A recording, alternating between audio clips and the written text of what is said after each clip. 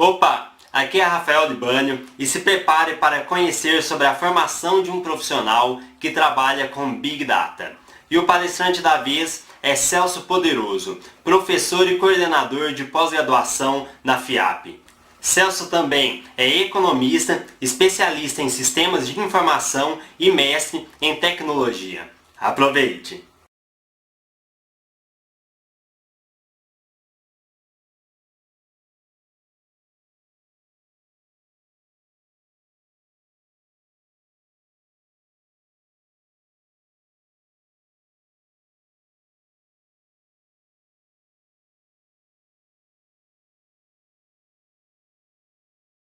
Olá, vamos conversar hoje sobre a formação do profissional que trabalha com Big Data. Como todos sabem, Big Data é uma das áreas que mais demandam profissionais e que tem menos profissionais disponíveis no mercado. Eu sou Celso Poderoso, eu coordeno os MBAs de Business Intelligence e Big Data na FIAP, Faculdade de Tecnologia. A nossa agenda hoje vai ser a seguinte. Nós vamos falar primeiro sobre o que é Big Data, vamos dar uma visão geral de como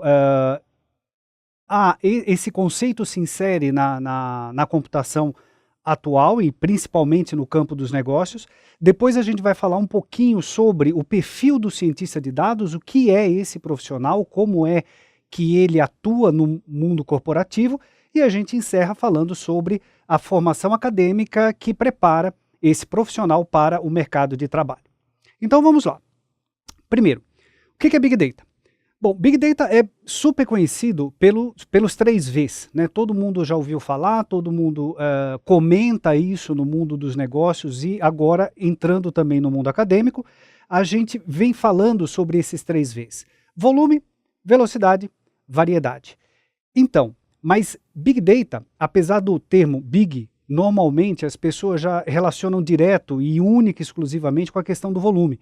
Na realidade, o volume é uma das grandes características. Então, Big Data ele é definido como sendo o trabalho com os dados em que a escala, distribuição, diversidade ou o tempo que você precisa para recuperar esses dados necessitam de uma arquitetura completamente diferente, ferramentas de análise completamente diferentes, e que isto possa gerar oportunidades ou insights de negócio.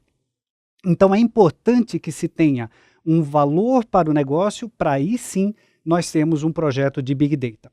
Portanto, esse profissional ele precisa trabalhar com novas arquiteturas. Essas arquiteturas elas vêm sendo manipuladas há não tanto tempo assim na área da computação. Então são arquiteturas novas, são situações que o profissional ainda tem que se adaptar, mas que são competências, obviamente, absolutamente necessárias para a atuação no mundo corporativo. E também precisamos de ferramentas analíticas, ou seja, nós precisamos explorar os dados de maneira fácil e intuitiva e que essa exploração de dados permita à pessoa que vai tomar a decisão fazer isso de maneira rápida, assertiva e com o mínimo de transtorno possível, ou seja, tem que ser alguma coisa que o usuário de negócio seja capaz de utilizar. Com isso, novas ferramentas, novos métodos analíticos, a integração de diversas habilidades e competências são necessárias para formar esse perfil do cientista de dados. Muito bom, mas e o meu problema é de Big Data? É realmente isso que eu preciso utilizar? Então, a primeira questão que a gente coloca é a seguinte, você já sabe exatamente o que você quer buscar com Big Data? Ou você está pensando só em alguma coisa que seja por causa da moda? Porque é um termo que a gente hoje utiliza muito, utiliza com muita frequência, e aí a gente quer ter algum projeto voltado para essa área. Isso a gente tem que tomar muito cuidado. Tudo começa de uma boa questão. Onde está o meu problema? Como eu vou resolver esse problema através do uso desse volume muito grande de dados? Então, a primeira coisa que a gente tem que se preocupar, focando naqueles 3 Vs que eu comentei anteriormente. Primeiro, o volume de dados. Eu trabalho com um volume de dados muito grande. Como eu vou capturar esses dados? Como eu vou armazenar, vou disponibilizar isso para que alguém tome decisão?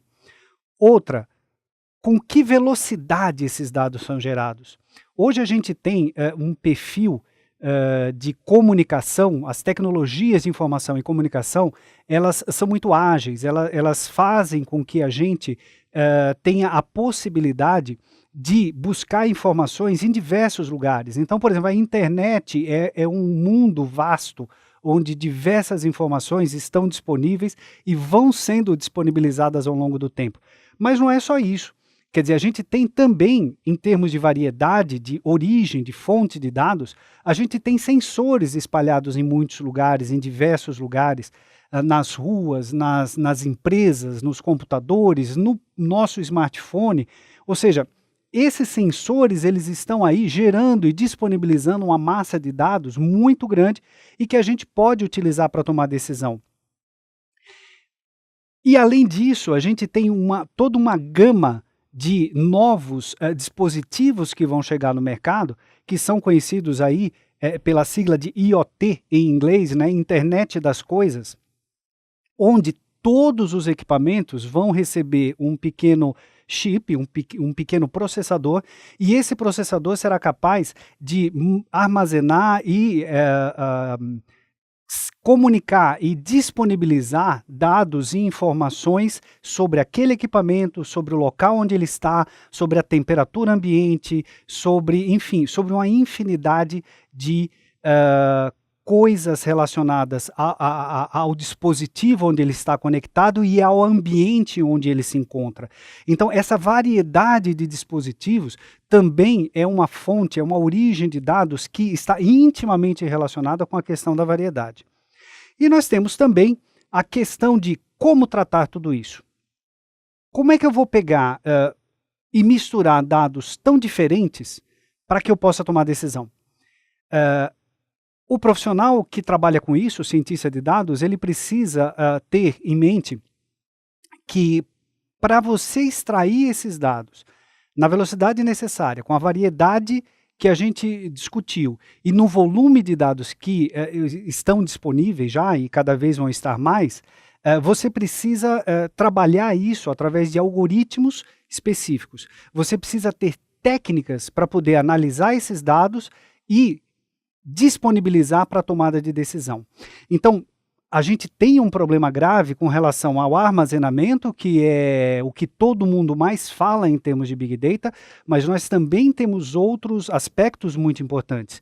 O aspecto da variedade, da velocidade e de como tratar tudo isso, como integrar tudo isso. São competências que envolvem diretamente o profissional da computação. Porque muitas vezes, ainda hoje, é necessário um conhecimento de programação, um conhecimento de linguagens de programação e, portanto, de lógica de programação para você atingir esse objetivo. Em termos de negócio, o que a gente tem? A gente teve uma projeção do IDC para 2013, ou seja, o ano passado, em relação à data em que a gente está gravando esse vídeo, uma projeção de 285 milhões de movimentação de Big Data somente no Brasil. Essa previsão ela foi estendida para o ano de 2018 e agora imagina-se que somente no Brasil vão se gerar negócios da ordem de $1 bilhão. É um mercado muito grande e, obviamente, vai exigir uma formação, vai exigir muitos profissionais para atuar nessa área.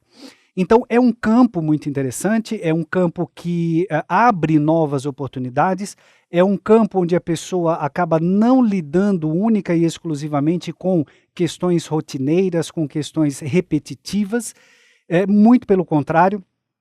É um campo onde o profissional ele tem que explorar muitos dados, conhecer muito sobre o negócio, propor alternativas, enfim, é um campo onde o profissional consegue se desenvolver, consegue aprimorar o seu conhecimento e consegue atender às demandas de mercado. Mas para isso é extremamente importante que esse profissional esteja preparado. Como eu comentei há pouco, a gente tem alguns componentes que são muito específicos e que exigem uma especialização muito grande do profissional que vai atuar nessa área. Então vamos falar um pouquinho agora sobre o cientista de dados.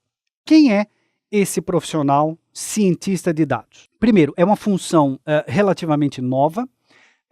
Ele existia com uma nomenclatura um pouco diferente no passado. Geralmente era aquele profissional, aquele cientista que ficava garimpando os dados dentro da empresa, mas que não tinha esse volume nem essa variedade muito grande. Então, eram profissionais muitas vezes focados na área da ciência da computação ou profissionais focados em matemática e estatística, que utilizavam seus conhecimentos em cima daqueles dados que estavam disponibilizados dentro da corporação. Então, não é alguma coisa assim extremamente nova, completamente diferente daquilo que sempre existiu no mercado. Não. Hoje, devido à evolução da computação, ele assume contornos um pouco diferentes. Ou seja, nós temos algumas competências que são agregadas porque a computação está cada vez mais complexa. Então, é óbvio que esse profissional ele tem um perfil que ele entra pelo lado técnico da computação, ele entra pelo lado da matemática, mas ele tem uma profunda necessidade de conhecimento do negócio. Então, segundo fonte aí da EMC, eles colocam o perfil do cientista de dados da seguinte maneira: ele tem que ter uma visão quantitativa. O que significa isso? Significa que o profissional que vai lidar com Big Data, ele tem que ser alguém que saiba lidar com números.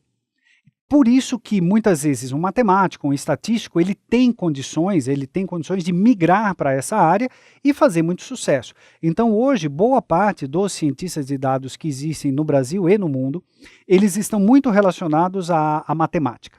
Então, primeiro perfil, quantitativo. Segundo perfil, ele tem que ter conhecimento técnico.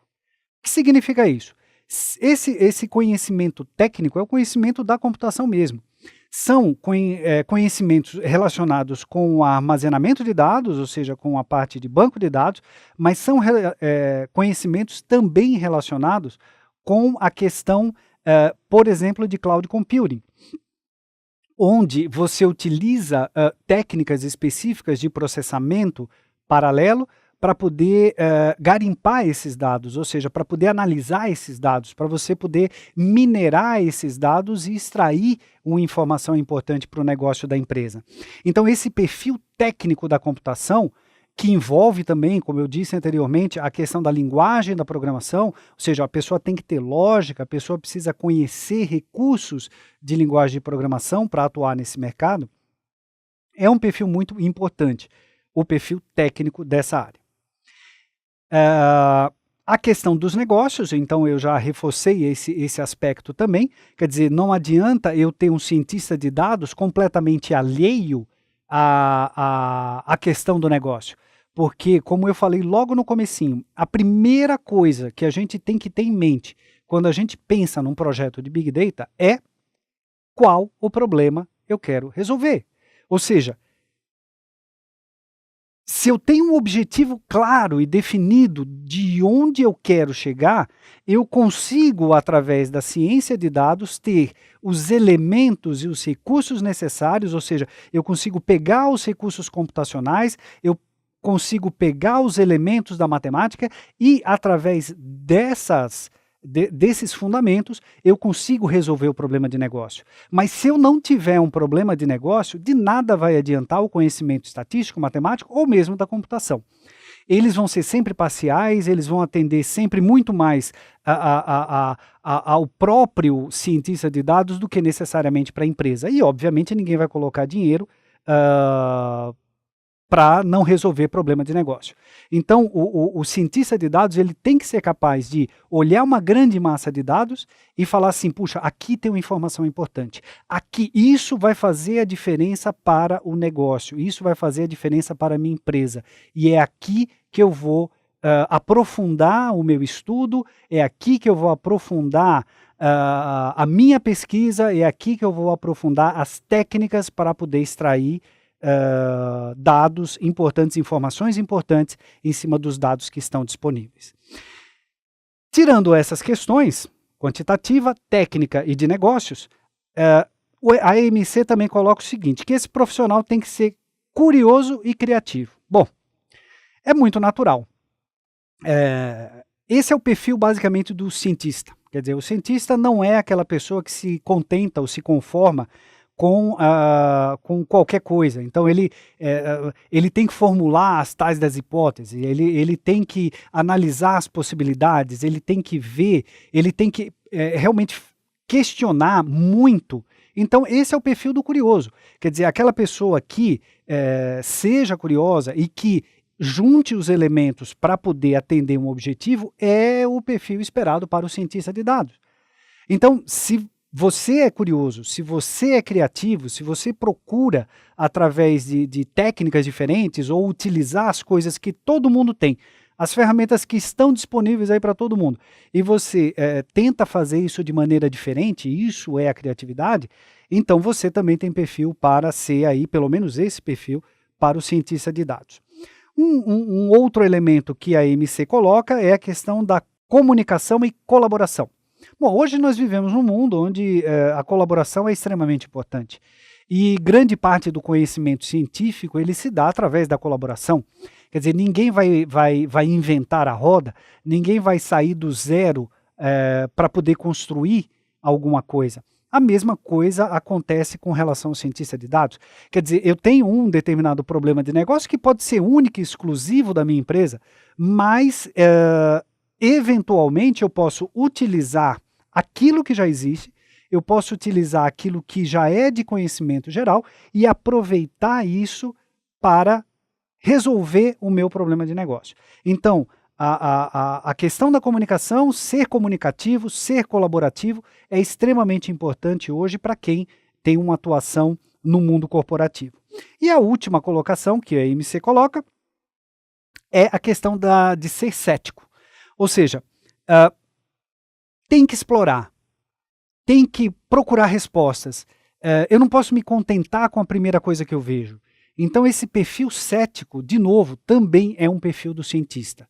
Ele não se convence com a primeira descoberta que ele faz, ele não acha que aquele é a única parte, né, que vai explicar o todo, então ele se aprofunda, ele entende melhor o problema, ele entende melhor as alternativas, e aí ele tem condições de dar uma solução ou propor alguma alternativa mais interessante como solução do problema. O limiar entre o que existe hoje em grande parte na área da computação, que é a área de Business Intelligence e a área de Data Science, ou a área relacionada com o cientista de dados, e isso é muito interessante porque assim, o cientista de dados, ele em grande parte, ele é aquele profissional que muitas vezes ele migrou da área de Business Intelligence, que sempre foi uma área que mesclava a questão técnica com a questão de negócio, ou seja, dentro da computação, dentro da ciência da computação, Business Intelligence ou Data Warehouse sempre foi a parte mais ligada ao negócio. Por quê? Porque eu preciso utilizar os dados para tomar decisão. Então, esse profissional que já atua na área de Business Intelligence, esse profissional que já tem essa familiaridade com as questões de negócio e que consegue achar respostas para as questões de negócio, ele obviamente está muito preparado para migrar para a Data Science. E mesmo a área de Business Intelligence, essa é uma questão que recursivamente me perguntam, será que Business Intelligence vai ser substituído por Data Science? Será que uma coisa vai englobar a outra? Como é que se enxerga isso? Eu acho, isso é só uma suposição, que Business Intelligence continua existindo, até porque as informações estruturadas dentro da empresa também continuam existindo. Então, a gente vai agregar esse volume e variedade dentro de uma velocidade muito grande de dados disponível para que os profissionais responsáveis pelo processo de tomada de decisão possam ter mais argumentos, ter mais elementos para tomar uma decisão mais assertiva. Então, dessa maneira, é o que a gente vê o seguinte: o profissional de Business Intelligence, hoje, o que ele faz hoje no mercado? Ele é responsável pela criação, primeiro, da integração de dados, ou seja, ele busca os dados lá do mundo transacional ou relacional e passa esses dados para o mundo dimensional, que é o mundo da tomada de decisão. Então, esse processo de migração dos dados, de transferência dos dados, podemos dizer assim, ele fica sob a responsabilidade da área de Business Intelligence e ele também pega esses dados que já estão num formato mais adequado para serem analisados e cria visualizações, cria relatórios específicos, faz consultas específicas para atender as demandas de negócio. Então essas visualizações que a gente costuma chamar de dashboards, né, são aqueles gráficos muito interessantes, aquelas visualizações muito fáceis de você poder olhar e tomar decisão, eles existem e é esse o ponto, o elo de ligação entre o profissional de TI e a área de negócios. Então, esse conhecimento que o profissional de Business Intelligence tem é super importante. Mas as questões que normalmente a área de BI responde são do tipo, mas o que aconteceu no último trimestre? Quanto que a gente vendeu? Qual foi a minha performance de uma loja em um determinado produto?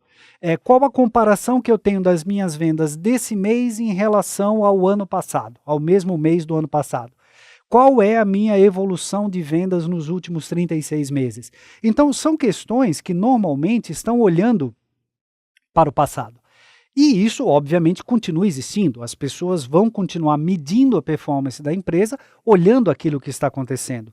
Porém, quando a gente agrega a questão do Data Science, então você começa a trabalhar com modelos preditivos, ou seja, você começa a querer fazer mineração de dados, você começa a querer ver o comportamento futuro.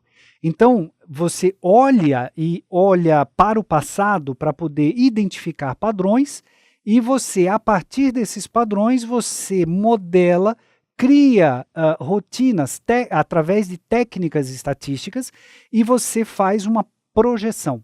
Você vê ou antevê aquilo que pode ou não acontecer lá na frente. Então, ao invés de olhar única e exclusivamente do passado, você faz questões que geralmente estão relacionadas a estabelecer cenários. Mas e se eu aumentar o meu preço de venda? O que vai acontecer com o meu faturamento? Será que eu vou conseguir vender mais ou menos? Será que dentro de um cenário econômico onde eu tenha um controle ou um eventual descontrole de contas públicas, como isso vai influenciar a venda dos meus produtos? E se por acaso acontecer um determinado fato aqui na frente, perder, por exemplo, um fornecedor ou trabalhar um novo canal de distribuição, como é que eu vou ter a performance de vendas? E se eu entender o perfil do meu cliente, se eu puder mapear exatamente o meu cliente e montar uma campanha de marketing adequada para esse perfil, como vai ser o meu comportamento de vendas? Então, essas questões que estabelecem situações possíveis, pode acontecer, não pode acontecer, cenários, não é. E esse é o mundo do cientista de dados. Daí a necessidade dele ter que ter técnicas matemáticas, estatísticas, de computação, mas também ser uma pessoa que tenha que ter curiosidade, tenha que utilizar muita colaboração e tenha que ser cético. Então essas questões são extremamente importantes. Existe um estudo, né, feito por um cientista de dados, né, ele fez um estudo aí no final do ano passado sobre as principais competências que um profissional de ciência de dados deve ter. Então ele dividiu assim, nas competências ele colocou as 4 principais. Então ele colocou como Analytics, como sendo uma dessas principais competências, ou seja, a capacidade de você transformar esses dados em negócio, ou seja, você entender os dados, mas propor soluções de negócio. Ele coloca isso como sendo um dos principais objetivos do cientista de dados. Ele coloca a questão do Big Data do ponto de vista técnico, ou seja, saber lidar com os 3 Vs. A questão do Data Mining, que é a mineração de dados, ou seja, utilizar técnicas estatísticas para poder descobrir padrões, para poder direcionar e estabelecer cenários futuros. E a questão do Machine Learning. Machine Learning é uma área muito interessante, da mesma forma como Data Mining, são sub-áreas da computação que tratam da inteligência artificial. Então, essa questão do Machine Learning é muito interessante porque, através das previsões feitas pelo seu modelo matemático, você mantém essas previsões na sua base de conhecimento, no seu banco de dados, e você registra aquilo que efetivamente aconteceu. Então, digamos, olha, se eu aumentar o preço em 5%, está me dizendo que as minhas vendas vão sofrer no máximo 0,5% de queda. Você apura isso, verifica se isso é verdade e fala, não, putz, não foi 0,5%, na realidade foi 1% de queda. Na próxima previsão, através de técnicas de aprendizagem de máquina, ele é capaz de recuperar essa previsão que ele fez errada e tentar ajustar, ou seja, você é capaz de criar um algoritmo que vá se autoajustando, através, obviamente, de técnicas específicas de machine learning. Você vai fazer um algoritmo que vá se ajustando ao longo do tempo para atender cada vez melhor, para que a previsão seja cada vez mais assertiva. Essa também é uma outra competência importante para um cientista de dados. Ele ainda coloca num outro quadro aí um pouco mais completo, ele coloca os mesmos principais perfis, ou seja, mineração de dados, machine learning, analytics e big data, mas ele coloca a questão da previsão analítica, da análise de dados como um todo, na modelagem preditiva, e aí ele entra em alguns aspectos muito interessantes, que são ferramentas ou técnicas que a gente utiliza para cumprir a função aí do cientista de dados. Entra a questão do Hadoop, por exemplo, que implementa o MapReduce de uma maneira bastante competente, vamos dizer assim, a mineração de textos, a questão do processamento natural de linguagem, a questão dos algoritmos, sistemas distribuídos, SQL, né, que todo mundo conhece do mundo relacional, quem é da área de computação conhece SQL, né, sabe o que significa, então é como a gente manipula os dados ou acessa os dados em um banco de dados relacional. Entra também a questão da escalabilidade e entra a questão também da plataforma R, que é uma das principais linguagens estatísticas ou plataformas estatísticas, onde você pode criar programas que permitam fazer essa modelagem aí que a gente vem comentando durante essa apresentação. Nesse momento, então, a ideia é que a gente já tenha um perfil do que é o cientista de dados. Quer dizer, ele tem aquelas características que eu comentei há pouco, ele tem que ter um conhecimento técnico, ele tem que ter um conhecimento de negócio, ele tem que ter um conhecimento de matemática e estatística. Legal. Como é que a gente faz, então, a formação acadêmica desse profissional? A gente fez uma separação aqui para vocês em 2 partes, tá? Uma competência por área e uma outra que seria a formação propriamente dita. Então, analisando a questão da competência por área, a gente separou aqui nos 3 grandes núcleos, computação, negócios e matemática, e a gente explorou cada um dos temas que, em maior ou menor grau, já foram citados anteriormente aqui nessa apresentação. Então, iniciando lá pela computação, a gente vê logo ali no canto, a gente vê a parte do IoT, que é a internet das coisas, né, traduzindo aí para o português. E internet das coisas lembra dos sensores, cada vez mais a gente vai ter sensores, cada vez mais a gente vai utilizar isso e vai poder utilizar esse volume grande de informações, essa variedade bem grande, para poder tomar decisões. Internet das coisas já existe em grande parte, hoje a gente já tem contato com isso, não exatamente utilizando essa nomenclatura, mas lá fora, né, no exterior, isso é amplamente utilizado e vem sendo utilizado de maneira crescente. Ainda falando de computação, competências relacionadas à programação, então a gente tem o MPP, que é o processamento massivo paralelo. Basicamente aí você tem alguns frameworks para poder implementar esse processamento massivo paralelo, por exemplo, Hadoop e coisas desse tipo. Mas, obviamente, para você programar, você tem que ter lógica e você precisa, ou você potencializa o resultado da sua programação utilizando SOA, que é a Arquitetura Orientada a Serviços. Então, você disponibiliza esse seu código através de serviços e através do processamento massivo paralelo, ele é capaz de distribuir isso em diversos servidores e fazer com que o resultado daquilo que você está querendo processar apareça com mais velocidade, né? E aí a gente tem, e nesse ponto do SOA, a gente tem uma integração com o cloud, né, com o cloud computing, que também é uma parte extremamente importante quando a gente fala da computação.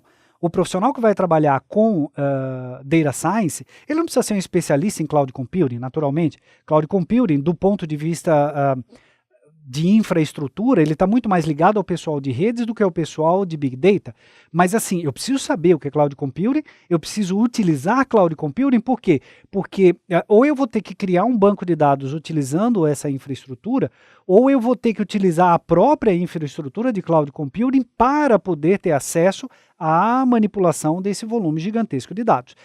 É uma alternativa mais interessante do que você trazer todo esse processamento para dentro da sua casa, ou seja, você fazer isso dentro da sua própria empresa.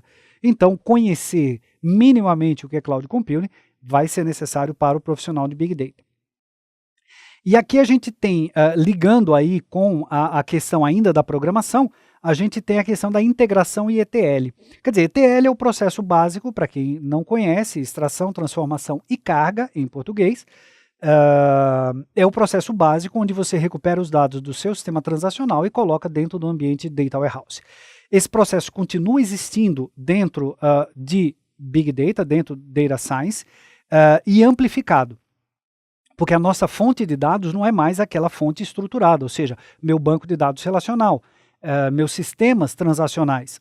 Hoje eu posso pegar meus dados, por exemplo, que estão disponibilizados da internet de diversas maneiras, por exemplo, em arquivo XML, ou até mesmo em PDF, e eu tenho que recuperar isso e transformar para eu poder utilizar e tomar decisão, como também posso querer recuperar imagens, sons e coisas desse tipo. Então, não há limite para isso. Então, ficou um pouco mais complexo esse processamento do ETL, mas o conceito, a técnica é a mesma. Né, amplia um pouco mais as necessidades e óbvio, né, quando a gente fala de ETL, a gente está falando de desenvolver lá uma rotina que vai lá numa tabela do banco de dados, recupera e coloca no DW. Quando eu estou falando de um processo de Big Data, possivelmente eu vou estar recuperando dados de centenas ou até milhares de fontes diferentes, que podem vir com dados completamente em estruturas diferentes, e eu vou ter que transformar e unificar isso e ainda assim disponibilizar de uma maneira estruturada para que alguém tome decisão.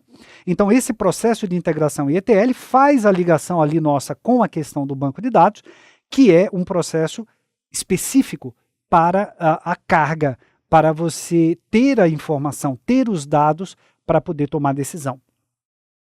Ainda o nosso último ponto ali da programação está ali embaixo, que é a questão da estatística. Ou seja, hoje existem diversas, algumas pelo menos, linguagens focadas em técnicas estatísticas, ou seja, você é capaz de criar algoritmos específicos utilizando a estatística para poder achar e tomar alguma decisão. Citar um exemplo simples, por exemplo, hoje isso é muito utilizado por bancos, né, e sites de e-commerce, enfim, para poder detectar fraudes. Né? Então, a detecção de fraudes é uma técnica que ela depende não apenas de rotinas e funções estatísticas, mas que depende também de uma programação. Quer dizer, você precisa analisar diversas situações, como está o seu perfil de compra, como está a pessoa que está comprando, qual é o lugar onde ela está, qual foi a navegação que ela fez no seu site, para você saber se efetivamente aquilo é uma transação que possa ter fraude ou que seja candidato a ser uma fraude ou não.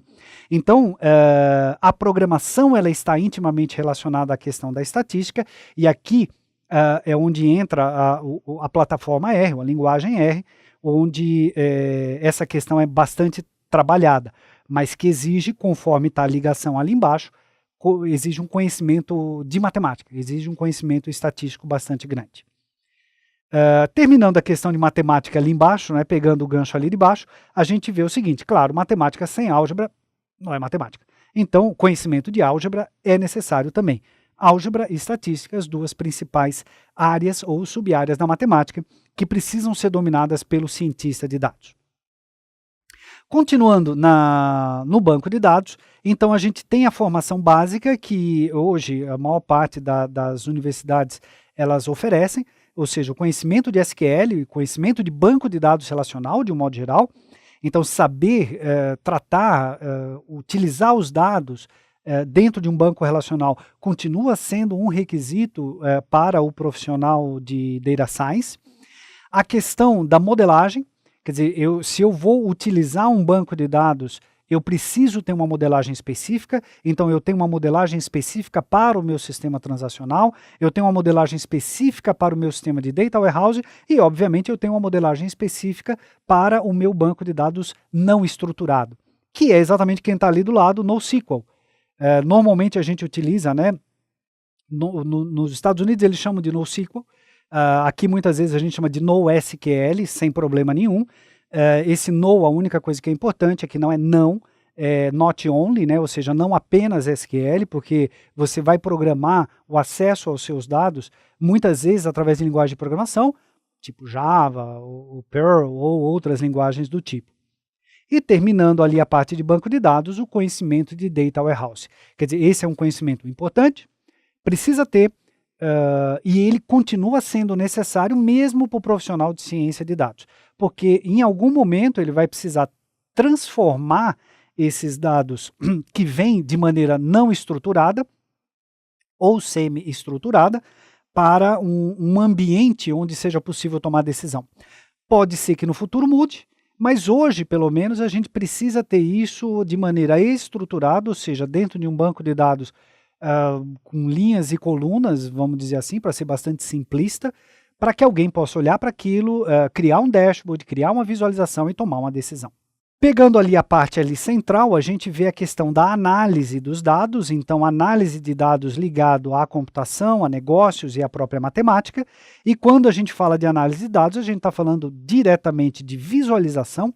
Eu tenho que ter técnicas para poder visualizar esses dados, não adianta apenas disponibilizar os dados ou montar uma infraestrutura de dados, mas eu tenho que permitir que aquela pessoa que vai tomar a decisão consiga olhar e entender o que aqueles dados querem dizer. Somente dessa maneira ele vai tomar a decisão correta e vai atender a questão de negócio que foi proposta lá atrás. Quer dizer, eu tenho uma questão de negócio, eu utilizo o Big Data, eu utilizo o Data Science para resolver essa questão de negócio. Temos a questão da mineração, ou seja, garimpar os dados lá dentro, nem sempre isso é muito claro, daí a importância da figura do cientista de dados, porque nem sempre a relação entre essas variáveis é muito clara, a gente muitas vezes precisa estabelecer através de técnicas estatísticas, né, de novo, a gente precisa estabelecer a correlação entre essas variáveis, verificar se realmente uma coisa depende ou se relaciona com a outra e em que grau isso se relaciona. Quer dizer, isso é tudo extremamente importante. E também, quando a gente fala de análise, a gente não pode esquecer da questão semântica, porque a questão semântica ela permeia todo o processo de análise. Eu preciso saber aquilo que eu quero analisar, eu preciso ter um padrão de compreensão daquele dado para que eu possa tomar alguma decisão. Então, esse perfil de estabelecer semântica dos dados é extremamente importante para quem faz análise. Terminando aqui essa nossa análise das competências por área, a gente tem a questão ali dos negócios. E quando a gente fala de negócios, a gente pode, obviamente, né, iniciar por qualquer um dessas caixinhas que estão aí. Vamos começar pela questão da segurança, que faz um vínculo aí com a questão da computação. Segurança é um problema também da computação, mas é um problema de negócio. Quer dizer, eu preciso saber quem está tendo acesso, qual o limite de acesso que ele tem, porque isso passa a ser muito importante quando eu não estou trabalhando apenas com os meus dados. Então não são apenas os dados da minha empresa, mas eu estou captando dados em diversas fontes, numa variedade muito grande de fontes.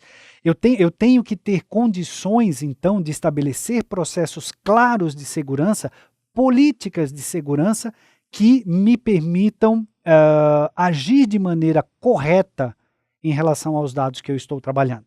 Então isso é uma questão técnica, mas também uma questão de negócio extremamente importante. Continuando ali, a gente tem a visão das redes sociais. Então, utilizar as redes sociais e o marketing para você poder entender melhor o seu cliente, para você montar um perfil do seu cliente, para você estabelecer o que você espera até mesmo a atingir com o seu produto, qual a sua cadeia de suprimentos, qual a sua cadeia de fornecimento de produto. Então, essa compreensão você hoje consegue explorar bastante utilizando as redes sociais. Cada vez mais, então, os negócios passam a utilizar essa ferramenta para poder tomar decisões mais assertivas.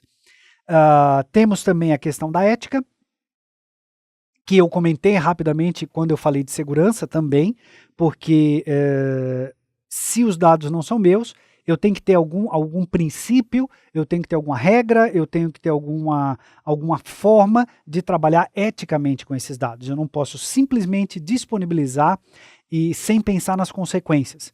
Né? Esse é um assunto que a gente pode tratar numa outra oportunidade, mas assim, a consequência de eu utilizar Big Data de uma maneira inadequada, ela pode gerar transtornos terríveis para as pessoas, para o grupo de pessoas e até para as empresas. Então, ética é extremamente importante em tudo, mas especialmente quando a gente está falando de Big Data.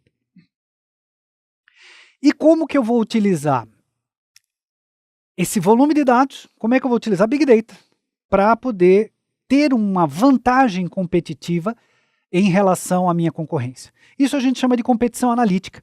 Como é que eu vou utilizar isso para poder tirar proveito mesmo e fazer com que minha empresa tenha uma performance melhor? Essa é uma questão especificamente de negócio. Eu tenho que pensar nisso desde o momento zero do meu projeto de Big Data. Eu tenho que saber exatamente o que eu vou fazer para que eu extraia o máximo dos dados que estão disponíveis e possa ter uma performance melhor. Mas nada disso é possível se eu não tiver um processo de governança. Então, a questão da governança, ou seja, a questão de você definir políticas, regras, que vão ser utilizadas em todo o projeto de Big Data, desde a análise da matemática, desde as análises estatísticas, até a forma como você vai utilizar os recursos computacionais, é extremamente importante que isso esteja tudo mapeado, que você tenha isso em metadados, que você garanta a qualidade dos dados, e todos esses processos, eles precisam ser monitorados e subsidiados pela governança. Então, governança é uma questão de negócio e que não pode estar fora do radar de quem trabalha com Big Data. Para a gente encerrar, então, essa apresentação, vocês têm aí nesse último slide, vocês têm as 3 principais funções relacionadas aí com Big Data. No canto esquerdo, a gente tem Chief Data Officer, que seria um perfil profissional que ele vem surgindo no mercado corporativo, no mundo corporativo, desculpem, e que esse perfil ele vem adquirindo em muitas empresas o status de diretoria, ou seja, ele faz par ali com outros diretores da empresa, mas que muitas vezes é assumido pelo CIO da empresa ou pelo CTO da empresa, e que tem as competências gerenciais que a gente comentou. Eu não preciso falar sobre cada uma dessas caixinhas, naturalmente, porque a gente já falou nas competências aí anteriormente. Mas o Chief Data Officer seria aquele profissional C-level, ou seja, nível de diretoria, que é capaz de trabalhar com os dados em uma visão mais corporativa. Ou seja, ele tem que ter o controle sobre aquilo que está sendo produzido e garantir que os dados estão sendo utilizados de maneira correta para que a empresa atinja os objetivos de negócio dela, o crescimento, faturamento, distribuição, conhecimento de produto e tudo mais. Ou seja, elenca-se o que é possível extrair dos dados e o CDO é aquela pessoa que vai garantir que esse processo chegue ao seu final com qualidade, com assertividade. Depois, no canto direito, inferior direito, a gente tem a figura do arquiteto ou analista de dados, que é aquele perfil profissional que vai entender da infraestrutura, então ele é responsável pela criação do ambiente de Big Data, ele precisa então conhecer cloud, ele precisa conhecer os bancos de dados não relacionais, ele precisa conhecer a arquitetura orientada a serviços para as suas aplicações, ou SOA, ele precisa entender de processamento massivo paralelo, ele precisa conhecer a arquitetura como um todo, porque ele é responsável por esse desenho, ele é responsável pela criação do ambiente onde o cientista de dados vai trabalhar.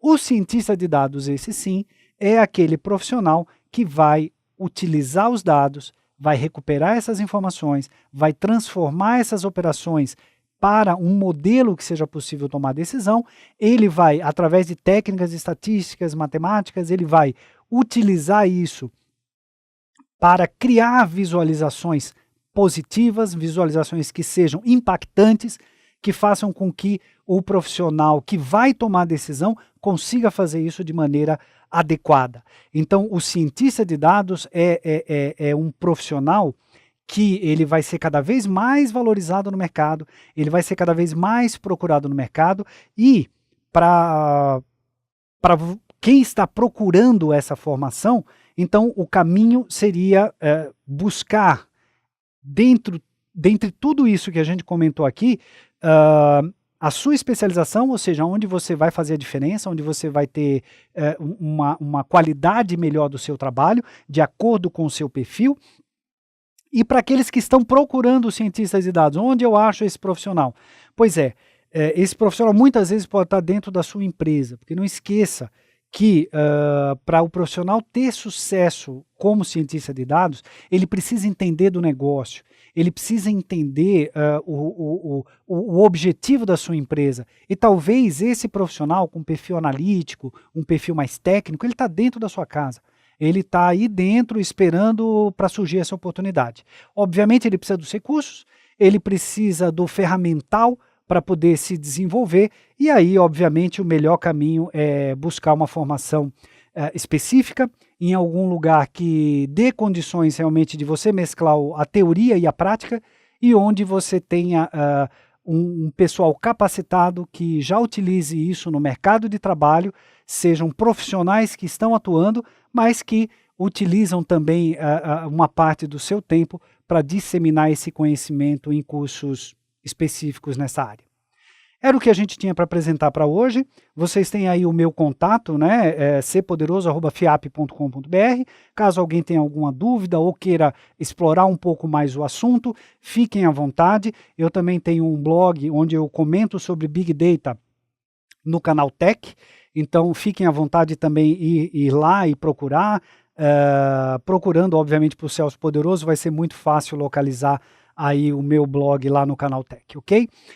Foi um prazer conversar com vocês hoje e eu espero que tenha sido produtivo essa nossa discussão sobre a formação do cientista de dados. Obrigado.